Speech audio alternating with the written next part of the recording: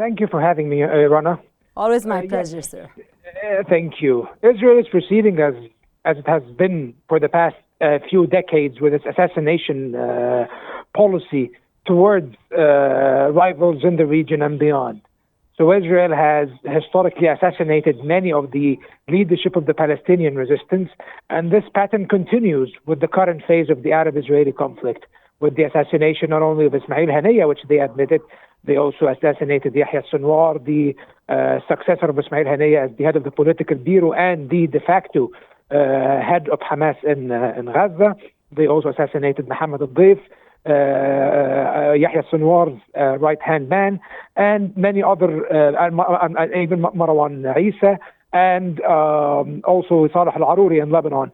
Sir, my question might not be very deep, but why is the admission of the assassination of Sinwar by Israeli cats now being very loud, and why, and when it's long been happened? Israel is at a moment now where it wants to portray what it has achieved, allegedly achieved, in its wars in the region as victories. So the assassination of most of Hamas's senior leadership, whether inside Gaza or beyond, can be. So you mean to say they're showing off, sir?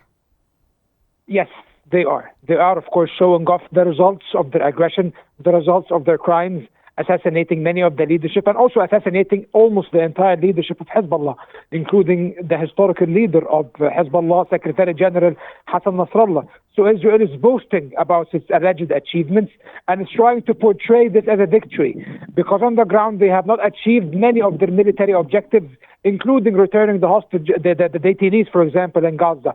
So how do they compensate for that? They compensate for that by assassinating individuals, including politicians like Ismail Haniyeh, who had no prominent military role. And this, of course, happened in violation of the sovereignty of the Iranian state, nonetheless. Oh, sir, mentioning the Iranian state now, sir, do you think that the Iranian state is weakened at this point, and Hezbollah? Hamas has been weakened and Hezbollah has been weakened, unfortunately. That's a fact. Iran. And Iran has been weakened, of course, by association. The entire Iranian axis, especially with the weakening of Hezbollah, with the weakening of Hamas, with the assassination of the leadership, and with the fall of the regime of President Bashar al-Assad in Syria. All of Iran's allies have either been dismantled or substantially weakened. So this is something the Israelis can gloat about. Yet, despite what they have achieved in this regard, if we can consider this an achievement, they did not achieve their victory goals, which is primarily the return of the detainees and the total destruction of Hamas. Which their main objectives are not yet achieved, sir. Exactly. Okay. Sir, Israel has issued strong warnings to Yemenis Houthis following missile attacks, and there are discussions about expanding military operations targeting Houthi leaderships. Could this signal a broader shift in Israel's strategic priorities in the region? Yes, I think now Israel will try to focus more on Yemen. They have already struck several cities and sites under the control of the Houthi movement in Yemen, causing wide-range destruction to civilian infrastructure, ports and power facilities and electricity stations and whatnot. However, they can expand this campaign further in order to be a more sustained and coordinated air campaign through which they can potentially assassinate or attempt to assassinate the leadership of the Houthi movement. And this, of course, will be a great escalation. However, it will not surprise us, and it will not be more significant than what they did in Gaza and Lebanon and Iran with the assassination of Ismail Haniyeh. So it will be just a continuation of a trend, because this is the final cornerstone of the Iranian axis that has been largely untouched by this war. But now Israel seems to be bent on trying to weaken them and diminish their capabilities and potentially assassinate their leadership. And of course, they are warning Iran that that we can reach any of your proxies or your allies and your affiliates, and we can substantially inflict damage on them. Sir, can Iran be back on track again soon? Can Iran be threatened? Of course, yes, because the assassination of Ismail Haniyeh was carried out inside Tehran, about a few meters away from the presidential palace. So this was a disaster, by all means, for Iran. And also, with Israel's recent strikes on Iran, they seem to be keen on igniting an actual conflict with the Iranian government. And the only thing that has been preventing them was U.S. pressure.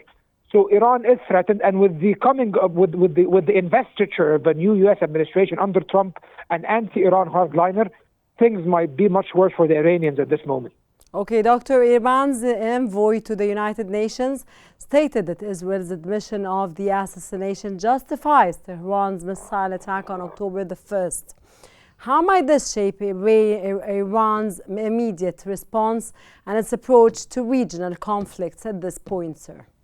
Iran is trying to warn Israel that we responded against you, we retaliated against you twice, and we can do that again, basically. And actually, the Iranian supreme leader, after the Israeli airstrikes on Iran, vowed to respond to these attacks. However, with Trump winning the elections, the entire equations now differ, because now Trump might be much less restrained with Iran and might not place as many constraints on Israel. So this means that he might actually vouch for a broader military action against Iran in case Iran retaliates again. So there is talk of a potential Iranian retaliation. However, I believe if it ever happens, it will happen before January 20th with the new administration. With the Trump administration. Before the new administration. If they do that under the nose of the new administration, then I think they will be asking for a great escalation that Iran cannot afford at this point. Sir, what role do external actors, such as the United States and Gulf states, play in shaping the regional response to Israelis' actions, especially in Yemen? I think that the United States and Britain and other Western countries understand Israel's motivations behind attacking Yemen, and the United States and Britain themselves are carrying out airstrikes inside Yemen against Houthi targets. They might be very limited to deter the Houthis so that they would not obstruct international shipping. However, that does not seem to be deterring them. So if Israel takes an expanded action against them, especially under a Trump administration, they might not be very keen to constrain the Israelis, and they might support them in their aggression against Yemen, a sovereign state, of course, as we all know. Sir, given the calls from former Israeli officials to expand operations in Yemen, and of course Katz's explicit threats, what could be the implications for regional stability, especially if Israel targets leaders like Abdul Malik al-Houthi? Of course, if they manage to assassinate Abdul Malik al-Houthi, that means that they are dragging Yemen into the war, and Yemen and the Houthi rebels in Yemen, or the Houthi movement, will keep on targeting Israel. I don't think that the assassination will deter the Houthis, and it will only inflame regional tensions, and it could actually lead to the dragging of Iran potentially into the war. And it will also be very, very dangerous for international shipping, which is already threatened. Now it will be an active war zone, and the Straits of Bab el-Mandeb and the Southern Arab Sea will not be as safe as it used to be, or it will be in even more jeopardy.